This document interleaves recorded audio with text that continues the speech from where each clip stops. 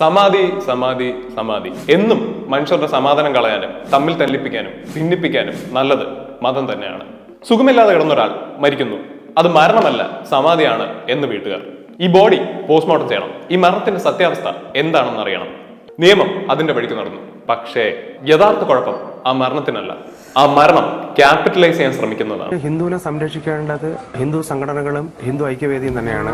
പതിവ് പോലെ ഹിന്ദുക്കളുടെ വക്താക്കൾ എന്ന് സ്വയം വിളിക്കുന്ന ചിലർ ഈ സീനിലേക്ക് പൊട്ടി വീണിട്ടുണ്ട്. ഇവർ സംസാരിക്കുന്ന ഹിന്ദു സംഘടനകളുണ്ട്, ഈ കാര്യം ഹിന്ദു ആചാര്യന്മാരുണ്ട്. ഹിന്ദുക്കളെ ആക്രമിക്കരുതേ, ഹിന്ദു മതവികാരങ്ങളെ വ്രണപ്പെടുത്തരുതേ എന്നുള്ള അവരുടെ അപ്പീലുകളാണ് സോഷ്യൽ മീഡിയ മുഴുവൻ.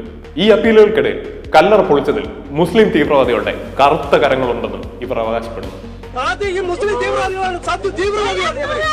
നിയമം നടപ്പിലാക്കിയതുകൊണ്ട് എന്ത് റിലീജിയസ് സെന്റിമെന്റ് ആണ് ഇവിടെ നഷ്ടപ്പെട്ടിരിക്കുന്നത്? സത്യം തെളിയിക്കണമെങ്കിൽ മൃതദേഹം എടുത്ത് പോസ്റ്റ്മോർട്ടം. ഹിന്ദു എന്നല്ല, ഏത് മതക്കാരുടെ ഇടയിലാണെങ്കിലും ഒരു ദുരൂഹ മരണം നടന്നാൽ പ്രോട്ടോകോൾ ഇത് തന്നെ ആയിരിക്കും. സമാധി എന്നൊക്കെ പറഞ്ഞ് തടിതപ്പാൻ ഇത് UP അല്ലല്ലോ.